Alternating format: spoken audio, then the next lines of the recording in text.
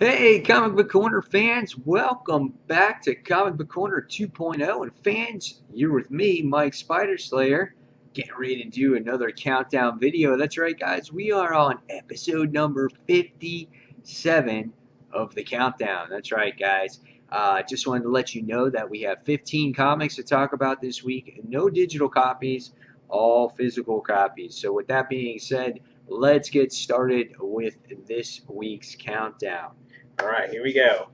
Number 15. And number 15 is, and you guys might be surprised with this, yeah, Justice League United, issue number 0. I wasn't really excited when I heard about this coming out to begin with. And so going into this particular issue, or this first installment of this series, I had my doubts about it. I wasn't really keen on this new character, which is called Mai. Um, I wasn't really sold on, Martian Manhunter because I'm not a huge fan of him and Animal Man working together. Even though I do like Animal Man, just something about this series just did not say, "Oh my God, I got to pick it up." And I think with Jeff Lemire in the book and certain characters in this book, I thought it should have been better.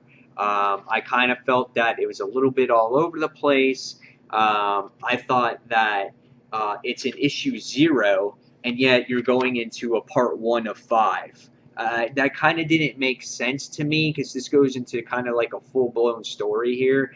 I would have loved to see a more of an introduction to the team instead of them going into this huge mission and leave you with a cliffhanger going into the next part of the story. Um, I liked the beginning of the story with Animal Man and Stargirl. I liked certain aspects of the dialogue between characters, especially with Green Arrow. But I wasn't huge on the artwork in this particular series, and or in this first issue. And I thought that the introduction to our new main character here was kind of weak, and I kind of disliked it. I really did not enjoy this. I was expecting something more from Jeff Lemire and with the cast that they're bringing to us here.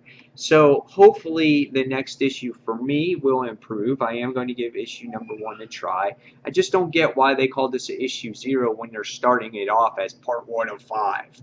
I would have loved to see more of an introduction to these characters. Even though we've seen these characters 100 times, maybe not so much of a battle, but a lighthearted, funny tale in a way to get to know everybody better.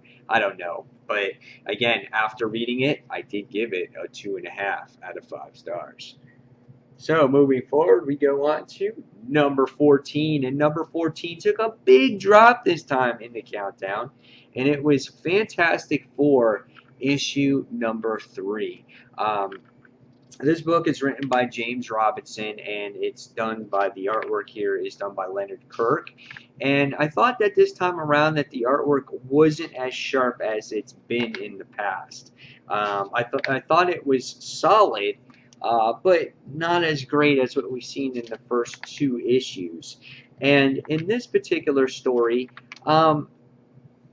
it was again almost just like this last issue that I just read.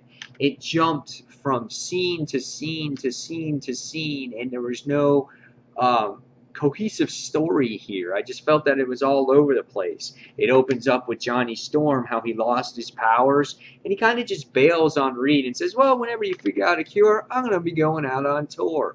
And, you get your lengthy dialogue from Reed Richards, which can be expected in here. Then it jumps to Ben Grimm and his girlfriend Alicia on how they're discussing certain things about, being in danger, and then they're being watched by this villain here, which I blanked on his name. And then it goes back to Reed Richards just evaluating damage in the city and what happened in the last battle. And then it jumps around again.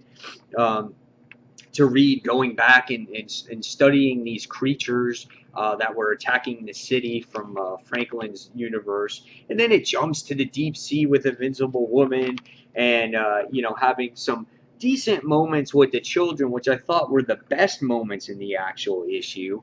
And then talking about Namor. And then it goes to Val and her, time spending, 2 pages with Doctor Doom. So you get to see that in the issue, and it just kept going and going with different things. And there was just no cohesive story. The only thing that you find out is that you find out in the issue that these creatures are actually human. And then all of a sudden the wrecker shows up. And I'm like, where is this book going at the moment? I'm like, it went from these great 2-page stories and to these 2 first stories, and then all of a sudden it ends up with all these different little subplots, and then the Frightful Four comes out of everything here. So I was like, what's going on, So yeah, I don't know. There's all kinds of stuff going on, and it's all over the place, and that's what this issue brought. And I was kind of disappointed in it. I'm going to give it a 3 out of 5. I'm going to give it the benefit of the doubt, and obviously pick up the next issue because the first 2 were so good. So, moving on to number 13, and this was a good read for me. I just think for other people, you might be lost here. And this was Danger Girl issue number 1, otherwise known as Mayday. I returned to reading this series. They have a volume that comes out, I think it's like twice a year. And this one is done by Andy Hartnell, and the art is done by John Royal. John Royal is a fantastic artist. He reminds me a lot of J. Scott Campbell, and I love the Danger Girl series. It's fun. It's a spy espionage series with lots of action, lots of stuff that goes on in here, like blow up, and it's just a great book to look at visually. And now that John Royal is back on the artwork, I picked it up again. But for some readers out there, the issue that I had with this book was we didn't give any characters names in this entire issue. Now, it could be a purpose for that, to keep readers in a mystery. But you never know who this is, which if you're not familiar with her name is Abby Chase. You never know who the villain is in the actual issue. So when you look at it, you're kind of like, who are all these characters and all, and what's happening here? But again, the story was pretty fun. It was action packed. And I gave it a 3.5 out of 5 stars, but I can understand why people might give this a lower grade. So this is Danger Girl, issue number 1, Mayday. All right, so moving on, we're going to go on to number 12, and number 12 was Daredevil, issue 2. I liked the issue. There was nothing wrong with it. It was just lower on my list because I just found it kind of just, I don't know, just weird. It was like you have Matt Murdock, being in Los Angeles now, and he's getting the spotlight, and then you get this undercover type of guy, or this guy that's in this cloak. I forgot this guy's name. I think his name is the Scourge. I think his name, and I'm trying to remember, is Max Coleridge is his actual name. And he's holding these people hostage, and you get to see Matt Murdock, and he's talking with Kirsten McDuffie and this other girl. Her name is Charlotte Hazard, and they're working together to get Matt Murdock acclimated to Los Angeles. And of course, Kirsten McDuffie helps him out, getting used to the town as well, as he is playing as Daredevil. And in the issue too, we get to see that his colleague winds up saying that the Owl could be this new crime lord boss, and you get to see Matt Murdock. He's like all stuck on himself, and he's just like, oh, that guy's a joke, and blah, blah, blah, blah. And then all of a sudden you see the little history here of the Scores or Max or whatever this guy's name is, and you see that he comes to Daredevil's house, and he threatens him, and they do this quick little battle throughout the issue. And, the guy kind of persuades Matt kind of easily, I thought, in the story.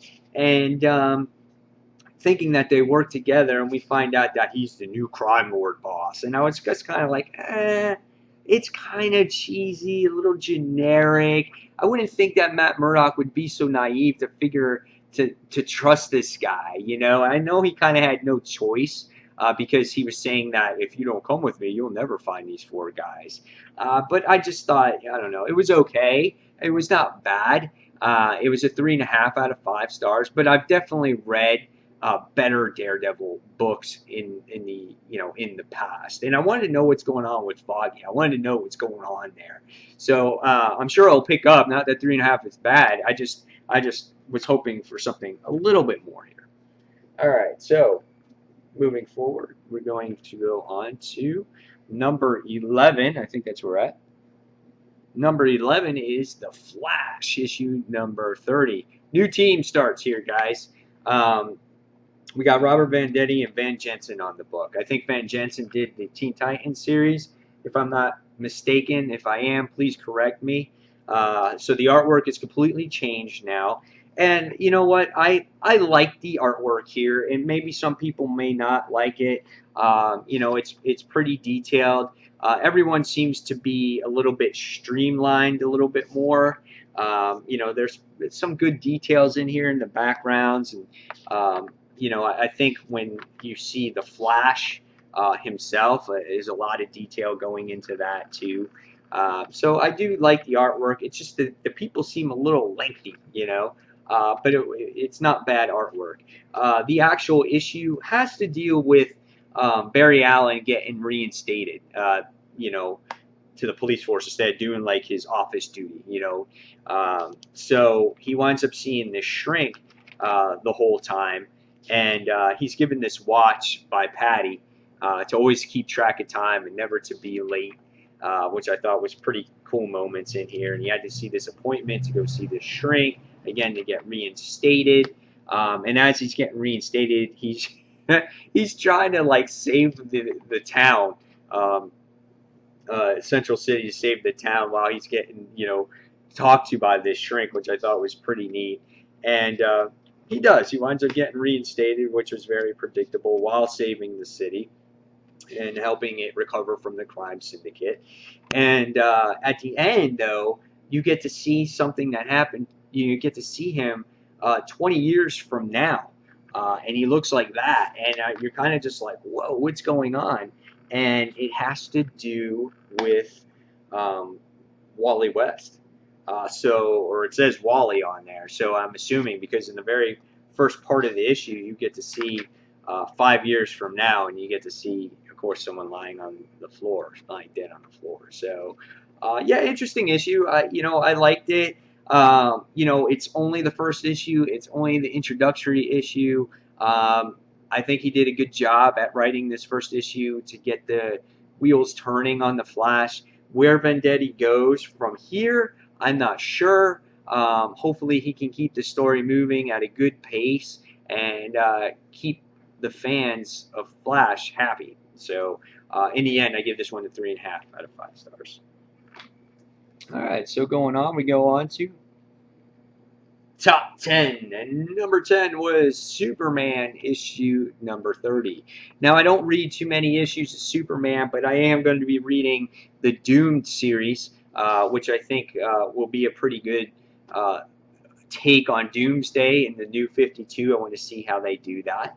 I thought this issue was well done. If you're a new reader to Superman, I feel that it did a solid job at having a good jumping on point. They introduced all the characters. They introduced some characters that weren't really important in the issue, but gave a good story or backstory to them. You find out that Superman comes to Smallville because all his, all the people in Smallville are going into a coma. The artwork is done solid here. I have nothing to complain about the artwork. It's not the best artwork, a little sketchy at times, but I think it's fine. You get to see certain characters in here, like the different Eradicator. If you guys are familiar with the Eradicator from Superman from the 90s, he tells them that the Earth is going to blow up and it's going to get destroyed. You get to see a little bit of Lois in here, which I think she's drawn very well. She's possessed by this collector-like creature, which is very weird in itself.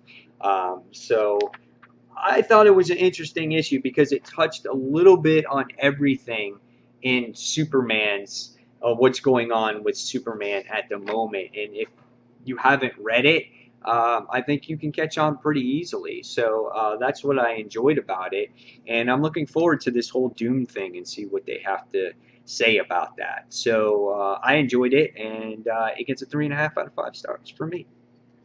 All right, so going on now, we're getting towards the middle of the group, and we're going to go on to number 9. And number 9 was Guardians of the Galaxy issue number 14. It's been a while. I don't know, since we've had the Trials of Jean Grey. I don't remember Venom ever teaming up with the Guardians. Did I miss something? Because we had Battle of the Atom and all that stuff too. So I don't know. I don't remember what's happening, but somehow Venom is with Drax at the moment. So this is your double-sized anniversary issue. However, the main story's, your normal length story, which I was kind of disappointed about. But you have Brian Michael Bendis, who writes the book, who does a nice job writing the book. Unfortunately, Sarah Pichelli is not doing the artwork in this issue, and it suffers greatly. I did not mind the artwork in here, but I think the artist who did this did a lot of issues of Wolverine and the X-Men, the Volume 1. And I wasn't a huge fan of it. I think it gets blotchy at times. The characters start to look a little bendable. Not as much detail as I was like. They look a little over cartoony, and for me, that's a lot to say because I like the cartoon style art. It's Nick Bradshaw with James Masters and Tom Nook, so there's a lot of artists doing this issue. So again, that artwork I wasn't fond of. But the story was pretty good because it focuses a little bit on each individual character. Focuses on Peter. He's under attack by his father. He winds up getting captured. You wind up seeing Gamora. She's getting captured by that bounty hunter that she was facing a few issues back, and so she gets captured. So one by one, you see the Guardians of the Galaxy just getting torn apart, and there's a purpose between that. There's a reason between that. Then you get to see Drax and Venom. They come together, and there's a cool scene here on how Venom gets new weapons because his weapons, his Earth weapons, don't are not up to par with Galaxy weapons.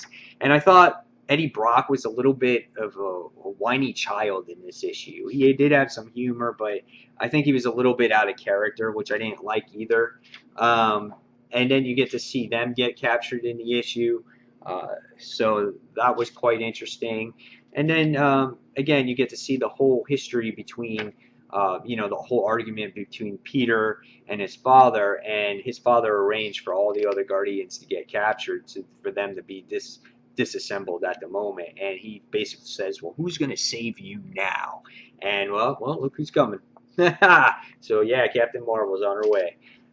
So interesting stuff. I like the main story. It was okay. The art wasn't all there. And then in the anniversary issue, it gives you some weird story about Groot, which when you get a whole bunch of Groots together, it kind of gets confusing because all they say is I'm Groot, and you got to try to read their facial expressions or what's happening, and there's some anger issues going on between the Groots. So I thought it was kind of weird. And then in the second issue, it kind of pays the second story, takes place in the future, 100 years from now. And what happens is it pays tribute to the Guardians of the Galaxy, I think from the 90s. So it pays tribute to these characters here.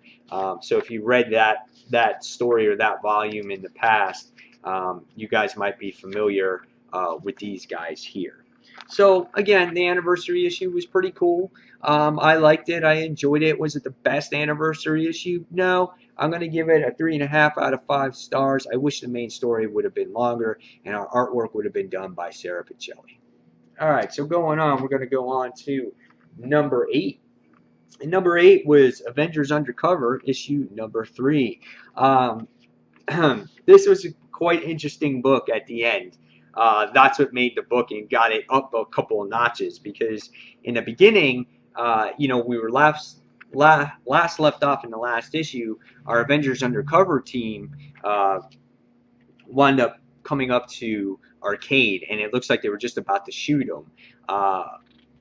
And Zemo was the one that got everything together for these kids to get them to arcade. And arcade has this new place now called Massacre Casino, where all these high rich people wind up coming together to kill each other, for sport, for fun. And so there's this whole disruption that's going on. So our heroes are not up to, they're kind of in a shock value, not expecting to be transported to just kill arcade like that. So certain heroes are affected by it. Hazmat's affected. She goes into a catatonic state. Nico is kind of upset about it. Cammy's upset about it. They don't know what to do. But in the end, they start working together as the issue comes along, and they try to stop Arcade, and they want to stop him. The cool thing is, in this Death Locket, they wind up getting captured by Arcade's assistant, and as Arcade is basically going to handle them and has them at his will, Death Locket winds up putting a virus into the system, and he loses his powers in the mansion, which was pretty neat. So you get to see that in the issue too. So they're floating, and then the next thing, they all fall to the ground. And the next thing you see is that they all get pissed off, and they have at it at Arcade, and they're punching him and slapping him. He's losing teeth, and he's getting his shit kicked out of him. And the whole time, Hazmat's in this catatonic state because she just can't believe that she's seeing Arcade again. But in the end, just a spoiler, just to let you know, she comes out of the catatonic state and just sits there and freaking nukes him. And she's like, "Welcome to Murder World." I'm surprised they didn't say bitch. At the end of it, I would love to see that. And then all the people that are watching the Masters of Evil there, they're all watching like, "Yeah, baby," because they put on this huge wager on to see if the kids were going to kill him or not. And then winds up happening, and Madam Mask winds up getting all this money and stuff like that. And then at the end, it says, Madam Mask goes, "Well, what happens now?" And he goes, "Now we get started."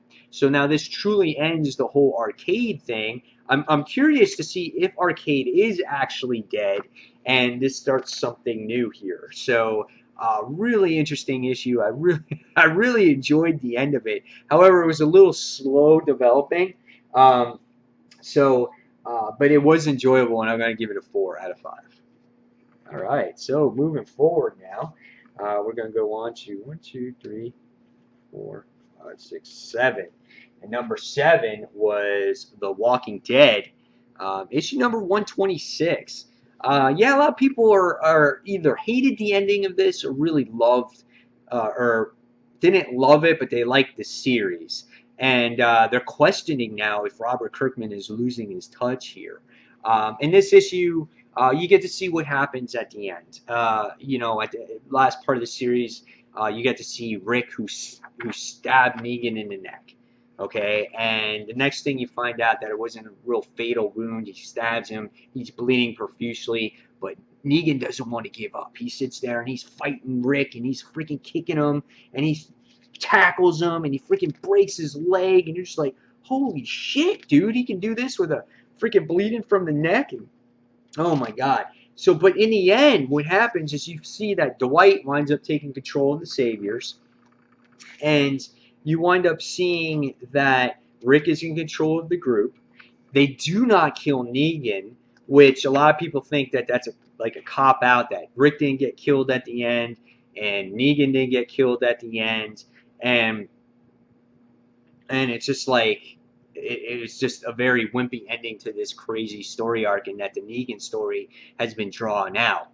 And I agree, I think it's been a little lengthy, but in the same sense, I feel that Rick now has an actual arch villain, like an enemy, like how Batman has the Joker and Spider-Man has the Green Goblin. I feel that Rick now has Negan, and that's his arch nemesis. And he says he's going to lock him in jail, but there's going to be someone that gets Negan out of jail, and it's not going to be the last time we see Negan. So I think if we saw a Negan death, it would be very predictable. It would start the series would start getting repetitive, just like we've seen in the past with the governor. You know, we get to this new place, the new place gets destroyed, the main enemy gets killed, we move on. How many times are we going to do that in the series? So I think he's trying to do something new and something different. Now, issue 127, which is the next issue, presents itself as a double-sized issue for $2.99. You're getting introduced to a new female villain in this, or I don't know if it's a villain or a good person, but it's a new female character here, and it's saying new beginnings. So the story is going to take a different direction now. What happens if this female is like Negan's daughter or something? I don't know. I'm just going out there. So just keep an open mind to it, guys. I think it's going to get better. There's something here that's going to happen that's going to be very unpredictable. That's just what I feel. There's going to be some kind of shock value that happens here. So hang tight. I like the overall, story arc as well. I was hoping for a different ending too, but let's see where it goes. And I give this one a 4 out of 5. All right, so going on, we move on to number 6. Number 6 was Transformers: Robots in Disguise, IDW, issue number 28, Dawn of the Autobots. Dude, that's a long title I just said, right? Yeah, this is a great series. It's starting a whole new beginning for the Transformers. Dude, Megatron is an Autobot. Starscream is in charge of Cybertron. And this new character by the name of Windblade is in charge of Metroplex, who's like a city that controls, obviously, helps control Cybertron. But it's weird stuff.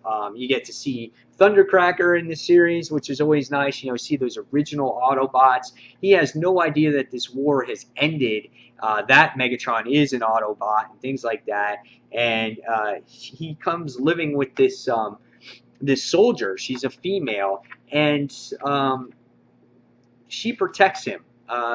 And there's a reason behind that, to protect him, I guess, against the Autobots. And her name is Marissa Fairborn, and that's her right here. The Autobots have to make their way back to Earth again, which was interesting in the series. You get to see what has happened in the Great War in the past, on why Metroplex had to leave. The artwork is very well done in the issue. Love seeing all our classic Autobots, and you get to see the journey back to Earth, and you get to see like Skylinks and Jetfire and things like that in the issue. You get to see a little bit of tie-ins of what happened in Dark Cybertron if you read that series too. But again, there was these missiles coming from this place that were attacking the Autobots as they were making their approach back to Earth, and they were going to that heat signature, and it led to Thundercracker, where this Marissa chick was, where to these Decepticons are, and it is Galvatron and all his cronies here. And these guys are working with that female to protect against any opposite threats. So even though the Great War is over, there's still what's going on here.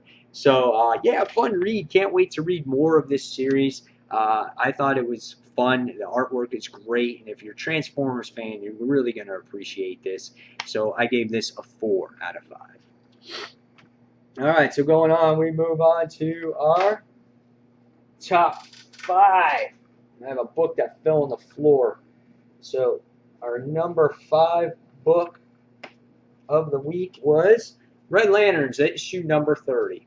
I like this series. I think it's fun. I think it's different. If you're a Kara fan or a Supergirl fan, you might not like it as much because she's out of character, and she's been out of character since the New 52 has been going on, so you might not like where the direction is going right now because it crosses over to Supergirl.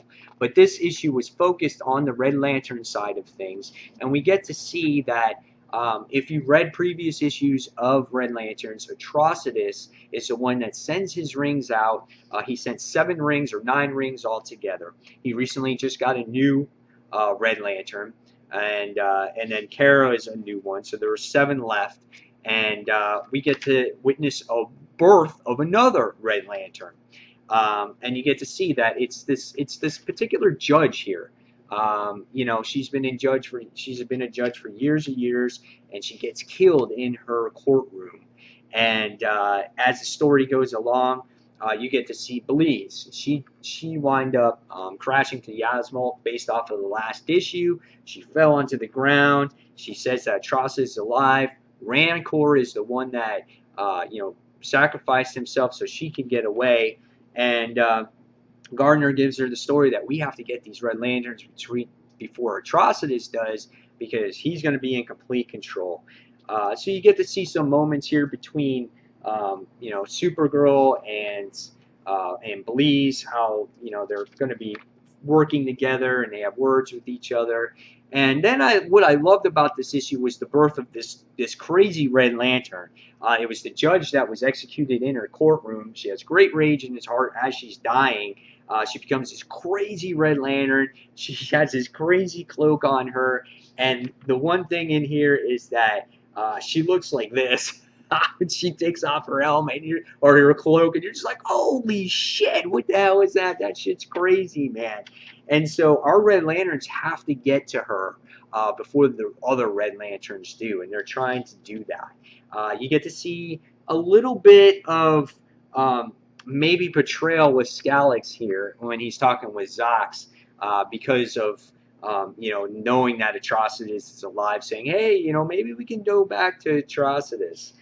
So there were some interesting dialogue moments, but just as our Red Lanterns are making their approach to the system that they're going to, which is Sector 775, they wind up seeing that the whole place is in ruins, and they find out that Atrocitus is right there, right in front of the next Red Lantern, but she's in uncontrollable rage, and he just hasn't quite got to her yet. So now it looks like the next issue that our Red Lanterns, Guy Gardner, and Supergirl and the others are going to have to come face to face with Atrocitus for the first time since Guy Gardner practically killed them. I thought this is a fun read. Again, if you guys are not Supergirl fans, or if you are Supergirl fans and you don't like her, I can see why you dislike this. However, I like the Red Lanterns. I like how they are a tight-knit group. They work together, and they're not perfect. They're rough around the edges. They're gray because they're Red Lanterns, for crying out loud. And I enjoyed it. So we're going to see where this goes from here, and I give this a 4 out of 5. All right. Next, we go on to our top 4, and number 4 was Superior Spider-Man Team Up, issue number 12. Now, this is the true finale for a Superior Spider-Man book right here. This really marks the end of Superior Spider-Man. I thought this was a good book. It has to do with Otto Octavius, continuing his story about talking about his fiance with Mary Alice. Writer is Kevin Schnick in here, and the artwork is phenomenal. It's got great 2-page spreads in here. It's got classic pictures of Dr. Octopus, which I really enjoyed in the issue. Here's another page right here. I think that's what I liked about it so much was the artwork in here. And it told you a story really about how Otto Octavius hates Green Goblin so much that he was going to prove to Green Goblin that he was the #1 villain and that he was going to destroy Spider-Man first. I thought that was a really cool, really neat story there.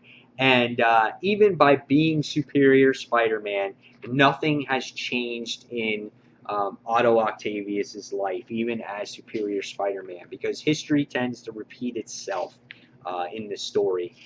You go back to when Green Goblin terrorized his fiancée back then. You go when he becomes Superior Spider-Man now, and he basically is threatening to kill Anna Maria here. So nothing has changed after all the years and years and years. And there was a fitting ending to this story, as Peter Parker is saying, I'm Peter Parker again, and Octavius became a true man when he started thinking with his heart and not his brain. And that was a true send-off to the character of Otto Octavius, because we don't really know when we're going to see the character again. So I like this issue. It was really well done. Fun read. Again, a true send-off to the series, and I give this one a 4.5 out of 5 stars. All right, so moving on, we're going to go on to top 3. Top 3, number 3, and it is Batman Eternal issue number 3. Now I really love this story. This could have been easily a number 1 pick for me, but it was tough between the top 3 books this week. This book had to do all about Stephanie Brown. You get to see her getting introduced into the New 52 here.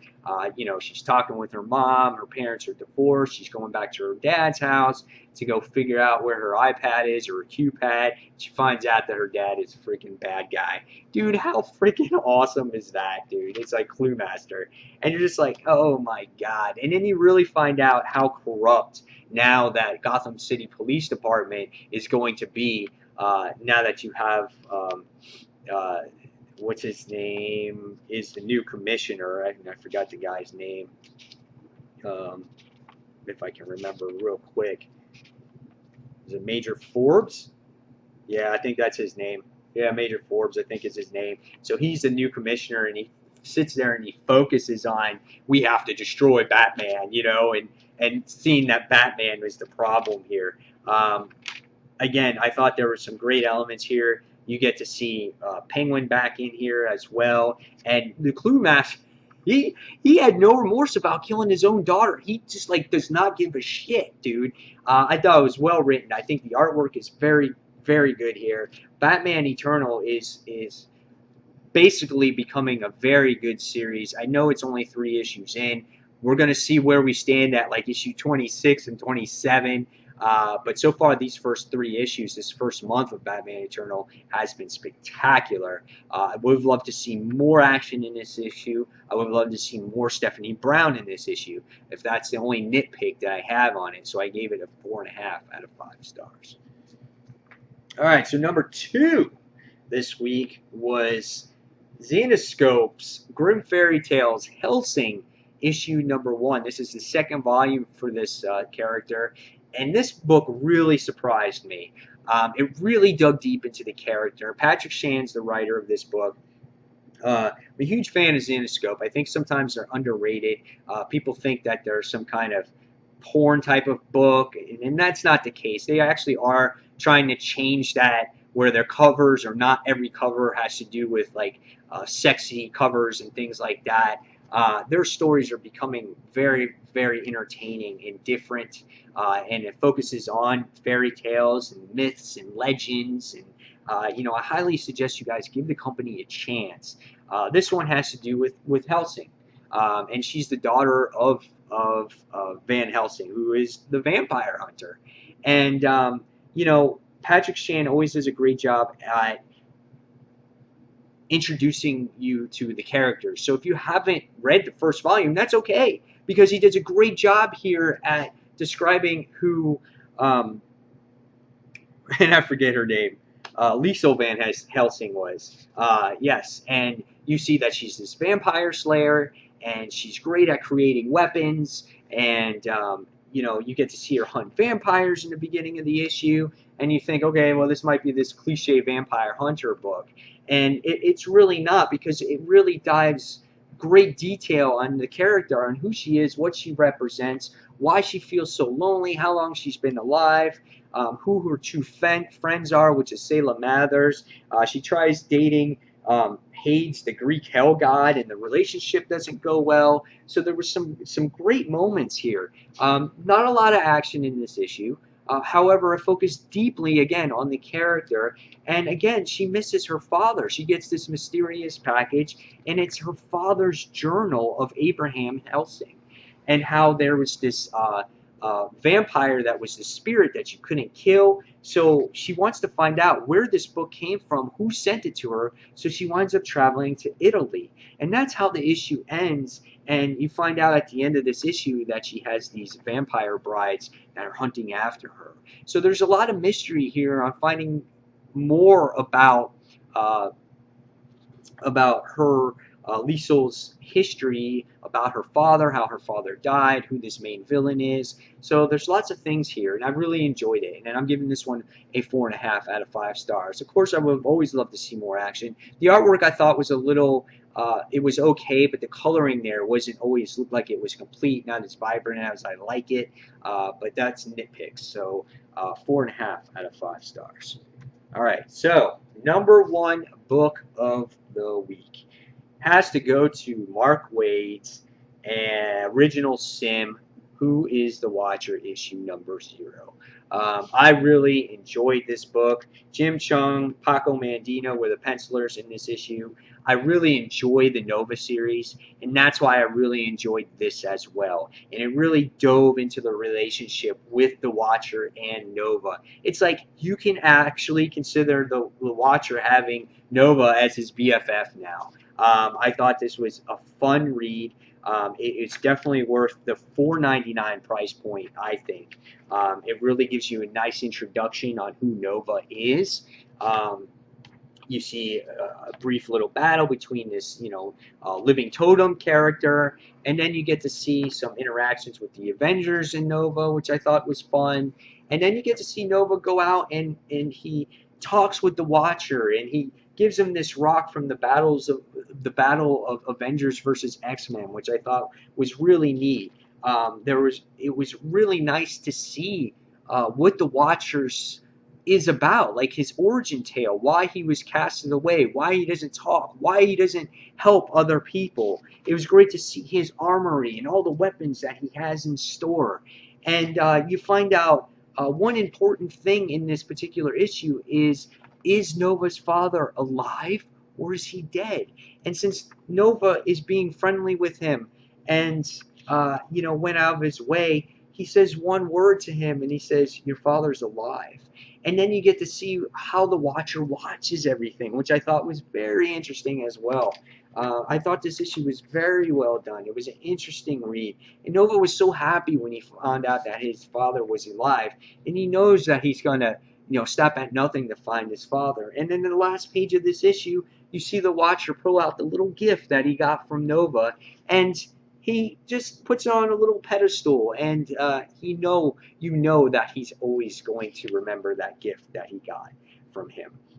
So yeah, I really, really enjoyed this issue. I thought it was well written. I think if you haven't read Nova, it gives you a good idea of who Nova is, and you might want to check out that series. It gives you a great idea of who the Watcher is, and I think it gets people excited now for Original Sin. Now, if Original Sin holds up, that's one thing, but this at least did a great job at introducing a series to come, unlike my last favorite book, or my least favorite book of the week, which was Justice League United issue 0, where it just dove right into a story, and it really didn't interest me or get me excited for what's to come here, where this definitely did. So you can see where these are on opposite sides of the spectrum for me this week. So guys, please tell me what you thought of this week's countdown, and you've seen the worst and you've seen the best. Guys, leave me your comments below again on what your number one pick of the week was, what your worst pick of the week was. And guys, until the next comic book review and until the next comic book haul, guys, this is Mike Spider Slayer signing off. And hey, don't forget, free comic book day this Saturday, guys. So guys, thanks for watching, and I'll see you soon. Take care. Bye.